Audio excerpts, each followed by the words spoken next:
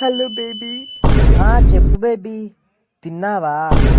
అరే మామా, ఒక్క నిమిషం ఆగు బేబీ. చెప్పురా. అరే మామా, ఒక్క 5,000 కావాలరా ప్లీజ్ రా, ఫుల్ అర్జెంట్ రా.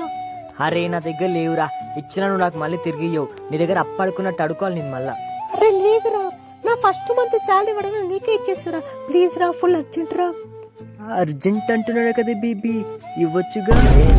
ఇప్పుడు నీకు డబ్బులు ఇస్తా, నెక్స్ట్ మంత్ పిచ్చాలి మళ్ళా, అది కూడా మా పిల్ల అయిపోయినానికి ఇస్తున్నా. అరే ఇస్తా మామా, నా మీద నమ్మకం లేదా?